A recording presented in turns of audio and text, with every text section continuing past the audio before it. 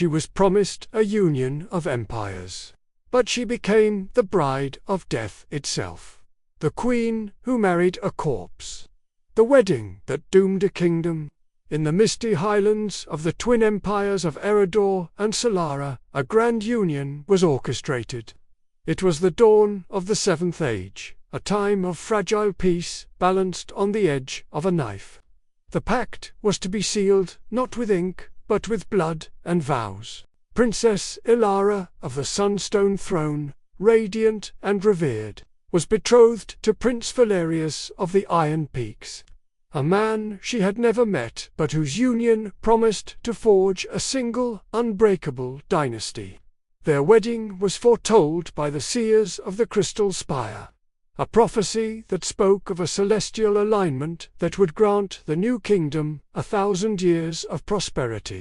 The ceremony was not merely a political maneuver, it was a sacred ritual, woven into the very fabric of their empire's survival.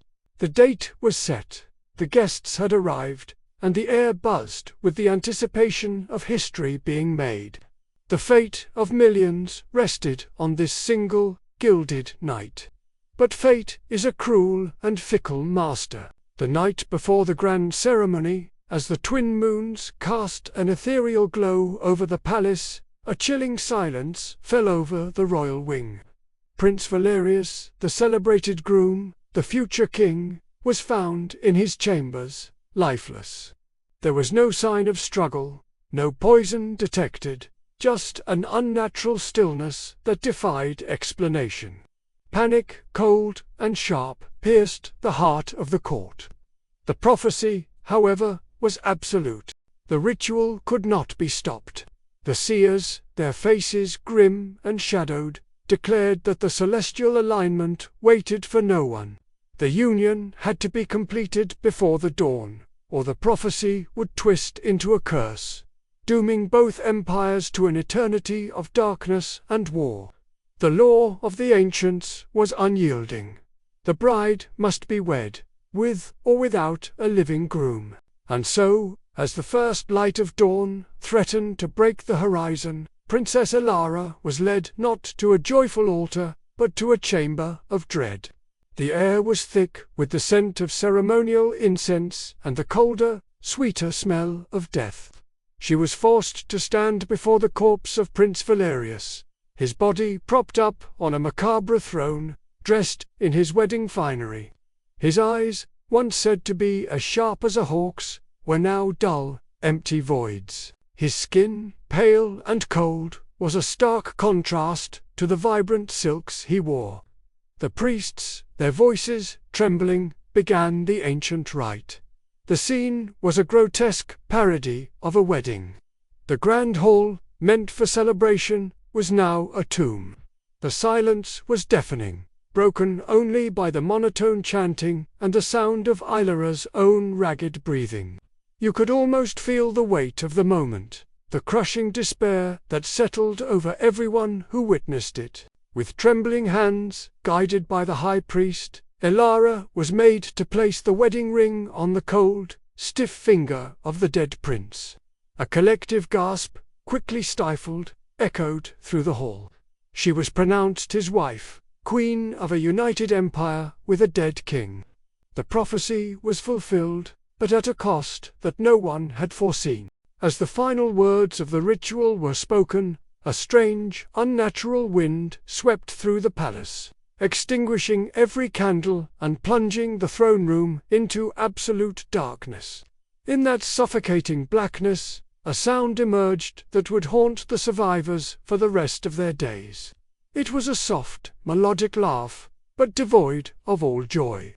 It was the sound of a mind and a kingdom breaking. It was the laughter of Queen Ilara. By the time the full light of morning broke through the high cathedral windows, the true horror was revealed. The entire palace guard, hundreds of the most elite soldiers from both empires, had vanished. They were simply gone. There were no bodies, no signs of a struggle. Only crimson trails that started from their posts and led into the labyrinthine corridors of the castle, ending abruptly at stone walls or sealed doors. It was as if the very stones of the palace had consumed them, leaving nothing but streaks of blood as a testament to their existence. The court descended into chaos. The nobles and dignitaries who had come to celebrate a wedding now found themselves trapped in a fortress of fear.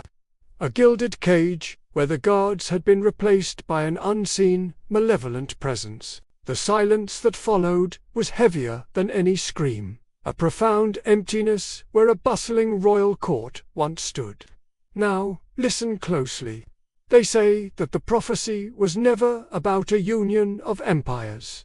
It was a trap. The seers of the Crystal Spire, believed to be loyal servants, were in fact members of an ancient, forgotten cult that worshipped a far older, darker entity. The celestial alignment wasn't for prosperity. It was to open a gateway. Prince Valerius's death was a necessary sacrifice, and the wedding was the final key.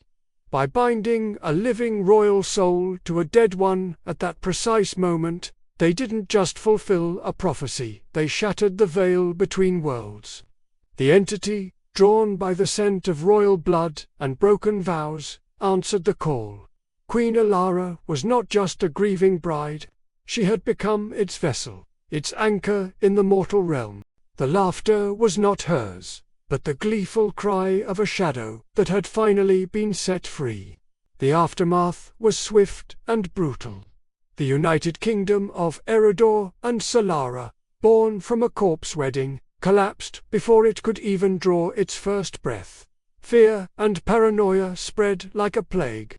The nobles turned on each other, accusing one another of witchcraft and conspiracy. Armies that were meant to unite under one banner now clashed in bloody civil war, fueled by the whispers of a mad queen and the terror of a palace that consumed its own protectors.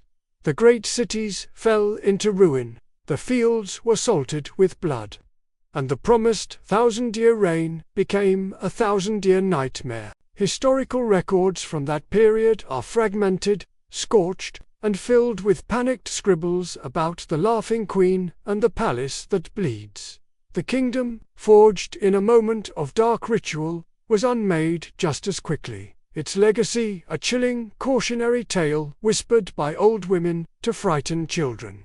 The ruins of the palace still stand on that lonely peak, a jagged silhouette against the sky. Locals and brave adventurers who venture near the crumbling walls speak of an eerie chill that clings to the air, even on the warmest days.